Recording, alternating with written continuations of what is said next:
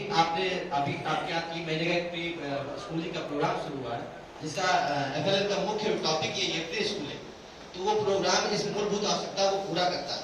यहाँ से ये शुरुआत होती है। मैं इसमें आगे ज्यादा समय नहीं लेना चाहता, इसलिए मैं अपनी बात संक्षिप्त में कहना चाहूंगा कि नीट में प्रत्येक छात्र को FLL से जोड़ने को एक चुनौती के तौर पर लिया गया है। इसके लिए केंद्र सरकार ने 5 जुलाई 2021 को एक मिशन लॉन्च किया, जिसे national initiative for proficiency in reading with understanding and numeracy नाम दिया गया। इसकी आवश्यकता क्यों पड़ी? अभी सर ने भी बताया कि बच्चों के मस्तिष्क का 85% विकास 6 वर्ष की अवस्था में पूर्ण हो जाता है। तो 6 वर्ष का जो पीरियड है वो प्री स्कूलिंग के लिए रखा गया है। जैसा कि हम सब जान रहे हैं कि बच्चों के मस्तिष्क के उचित विकास और शारीरिक वृद्धि को सुनिश्चित करने के लिए उसके आरंभिक 6 वर्षों को महत्वपूर्ण माना गया है, ऐसा राष्ट्रीय शिक्षा नीति कहती है। तमाम रिसर्चों में सामने आया है कि 5 करोड़ से अधिक जो हमारे छात्र हैं वो बुनियादी साक्षरता और संख्या ज्ञान भी नहीं सीख पाए। तो ये हमारा फेलियर है कि हम ये संख्या दिन प्रतिदिन बढ़ाते जा रहे हैं। तो इसको कम करने के लिए सरकार ने एक बहुत अच्छी शिक्षा नीति, आप ये खुद अनुभव कर सकते हैं कि आप 34 साल बाद, मैं तो उस समय था भी नहीं जब ये राष्ट्रीय शिक्षा नीति आई, मैंने उस 34 साल के पीरियड को पढ़ा है और आपने भी पढ़ा होगा। जहाँ तक कि हमको ये नहीं पता कि कितने हमारे टीचर्स ने खेल गतिविधि के माध्यम से हमको सिखाया है, ये तो मुझे भी नहीं पता कि मुझे याद ही नहीं किसी टीचर ने मुझे खेल और गतिविधि के माध्यम से सिखाया है। ये मुख्य बिंदु है कि और आवश्यकता क्यों पड़ रही है इसकी, इस पे मैं ध्यान आकर्षित कराना चाहूंगा कि विद्यालय शिक्षा के विभिन्न स्तरों में बच्चों का खराब अधिगम स्तर आज एक राष्ट्रीय चिंता का विषय बना हुआ है। इसी वजह से राष्ट्रीय शिक्षा नीति आई और FLL टॉपिक आया। एक बार बच्चे पढ़ने लिखने में पिछड़ जाते हैं तो अन्य बच्चों की तुलना में पीछे रह जाते हैं।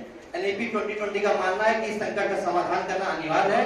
ऐसे में सभी के लिए बुनियादी साक्षरता और संख्या ज्ञान आवश्यक हो जाता है। इसके लिए राष्ट्रीय शिक्षा ने जो हमारे ग्रामीण क्षेत्र के बच्चे हैं उनके लिए विशेष ध्यान देते हुए ये कहा है कि कक्षा 5 तक का जो हमारा माध्यम होगा वो मातृभाषा में होगा, क्षेत्रीय भाषा में हम बात करेंगे। ज्यादातर हमने देखा है कि हम लोग जब हम जाते हैं अपने ग्रामीण क्षेत्र में तो हमारी अपनी जो घर की भाषा है वो तो शायद हम भूल जाते हैं, हम उन्हीं की भाषा में बात करते हैं जैसे वो हमसे बात करते हैं।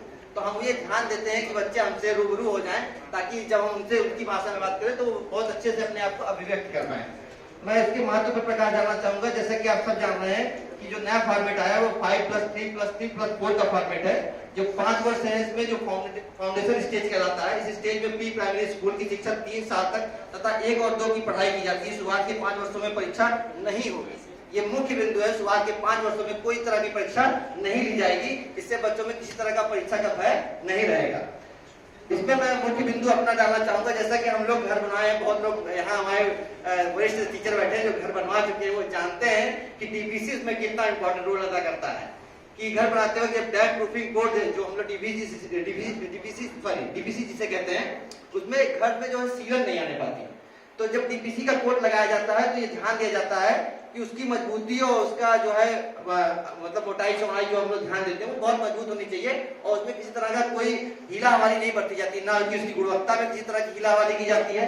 कारण सिर्फ एक है कि जैसे आप देख रहे हैं नई शिक्षा नीति, उसमें कहा गया था कि 5 वर्ष से हमारे लिए कितने इंपॉर्टेंट है फाउंडेशन स्टेज। तो नई शिक्षा नीति में स्कूली शिक्षा के पहले जो 5 वर्ष है उसमें 3 साल नींव के और 2 साल जो हमें मिल रहे हैं वो DPC का काम करेंगे। 3 साल आप जो बाल बालिका समझ रहे हैं, बाल बालिका उस जो है नींव का काम करेगी और जो 2 साल हमको मिल रहे हैं कक्षा 1 और 2 के लिए वो एक तरह का DPC है हमारे लिए। और DPC कितना इंपॉर्टेंट है वो आप सब जानते हैं। तो वो सीलन किस चीज की सीलन है कि जो आधारभूत लेखन और पठन और संख्यात्मक ज्ञान ना हो पाने की सीलन है, उसे काफी हद तक हम वहाँ कंट्रोल कर लेंगे और आगे बढ़ पाएंगे। जैसा अभी दीपिका मैम ने भी मेंशन किया था कि कितना इंपॉर्टेंट है वो, कि हम एक कक्षा 3 तक स्टेज हमारे लिए कितनी महत्वपूर्ण है, तभी हम इस नीति को सार्थक कर पाएंगे, अन्यथा नहीं। किसी भी नीति की प्रभावशीलता उसकी कार्यान्वयन पर निर्भर करती है। हम सब जानते हैं राष्ट्रीय शिक्षा नीति का इसमें 5 स्तरीय ढांचा तैयार किया गया है, जो कि राष्ट्रीय और राज्य और जिला और ब्लॉक स्तर से लेकर लास्ट का जो स्तर है आपने देखा होगा कि उसमें लिखा हुआ था। अभी हम लोग के पीछे जो हम लोग ने भी एक योजना चल रही थी पीछे मिशन प्रेरणा की, उसमें हम लोग स्कूली स्तर पे आते हैं। ये नीति कहती है, इसमें आपने देखा है इसमें लिखा विद्यालय प्रबंध समिति एवं सामुदायिक सहभागिता। ये नहीं कहती कि स्कूली स्तर की शिक्षा, ये कहती है समुदाय को साथ में लेके चलिए। अगर आपने समुदाय को नहीं जोड़ा, और प्राथमिक विद्यालयों की सबसे बड़ी कमजोरी यही है कि वो सामुदायिक सहभागिता नहीं प्राप्त कर पा रहे हैं। अगर वो प्राप्त करते हैं तो ये जो नामांकन का इश्यू खड़ा हो रहा है वो ना खड़ा होता। राष्ट्रीय शिक्षा नीति के चैप्टर 2 में बुनियादी साक्षरता और संख्या ज्ञान की बात कही गई, जिसके अंतर्गत कुल 9 बिंदु। बहुत सारे टीचर की समस्याएं हैं, बहुत कहते हैं कि हमारे यहाँ अध्यापक संख्या कम है, हमारे पास ये समस्या भी, बेसिस सर ने भी इसकी ओर इंगित किया, समस्याएं बहुत हैं। 9 बिंदु इसमें जो मेंशन किए गए हैं वो इसमें साफ तौर पे कहा गया है कि 2025 तक इस मिशन को हम इसमें शिक्षकों के रिक्त पदों को 1:25 और 1:30 के अनुपात में पूरा करेंगे और एफएलएन के अनुसार नए पाठ्यचर्या की रूपरेखा का निर्माण भी करेंगे। 3 माह के आनंददायी प्री स्कूल तैयारी मॉड्यूल का निर्माण, दीक्षा ऐप पर एफएलएन से संबंधित अधिकतम सामग्री की उपलब्धता। हम लोग को ट्रेनिंग इस बात की दी जा रही है कि हम उस योग्य बन सके, एफएलएन भले हमको तो आए, आपके लिए समझना बहुत मुश्किल है। मुझे नहीं लगता, मेरी अभी तो उम्र कह सकते कम, अनुभव कम है, मुझे समझने में से अभी बहुत वक्त लगेगा। मुझे लगता है 1 साल भी मैं इसके लिए टाइम दे दूं तो ये बहुत कम है मेरे लिए। एनईपी 2020 चैप्टर 3 में कहा गया कि स्कूलों में सभी बच्चों की सहभागिता सुनिश्चित हो।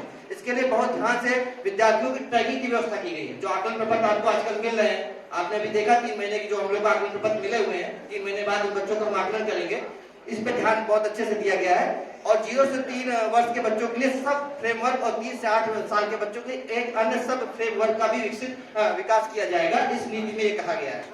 सभी विद्यालय ईसीसी के पाठ्यक्रम और शिक्षण में प्रशिक्षित कर्मचारियों और शिक्षकों की भर्ती करेंगे। सभी डिपार्टमेंट्स में इन्वॉल्व है, चाहे वो आप गैर सरकारी संस्था समझिए और चाहे सरकारी, सभी इस देख रहे हैं, इस शिक्षा नीति में सभी अपना योगदान दे रहे हैं। तो हम ही क्यों पीछे रहे? हम तो इसकी बुनियादी जड़, अगर हम ही नहीं सही रहे तो सभी गड़बड़ है। अंत में मैं शॉर्ट में अपने निष्कर्ष पे पहुंचता हूं कि मुझे लगता है ये एक बहुत ही बेहतरीन पहल है। अक्सर यह देखा जाता है कि प्राथमिक कक्षा के बच्चों में बुनियादी ज्ञान की कमी होती है, और मुझे आश्चर्य होता है कि क्या कोई ऐसा तरीका हो सकता है जिसमें बुनियादी शिक्षा को सुदृढ़ किया जा सके। बुनियादी साक्षरता एवं संख्या ज्ञान बच्चों के बुनियादी शिक्षा को ग्रहण करने में अति मददगार साबित होगी। निपुण भारत मिशन के तहत 3 से 9 वर्ष के आयु वर्ष के बच्चों को पढ़ने लिखने और संख्या ज्ञान से जुड़ी आवश्यकताओं को पूर्ण किया जाएगा। इसके लिए बाल वाटिका और विद्या प्रवेश का कार्यक्रम आपके यहाँ शुरू किया जा चुका है। तदनुसार उस संभावित कारणों को भी खोजा जाएगा जिसके कारण सीखने में बाधा आ रही है। तब स्थानीय एवं देशव्यापी परिस्थितियों को दृष्टिगत रखते हुए नई रणनीतियां बनाई जाएंगी। ये नीति जो है ये बहुत ही ओपन माइंडेड है, इसने खुला रखा है ये क्षेत्र कि अगर कोई कमियां आ रही है तो उसे हम मेंशन करेंगे और आपसे सुधार के लिए सुझाव भी लेंगे कि कैसे हम इसमें सुधार कर सकते हैं। अंत में मैं अपनी बात समाप्त करूंगा और ये 2 लाइन में कहना चाहता हूँ कि जरूरी नहीं रोशनी चिरागों से ही हो, शिक्षा से बिगड़ रोशन होते हैं। और इस नीति की मुख्य बात मैं कहना चाहता हूं, जो इसने शुरू में ही मेंशन किया, एक पूर्ण मानव का निर्माण, कि ज्ञान से जो मूर्त गढ़ी जाती है वो पूरी दुनिया में पूजी जाती है।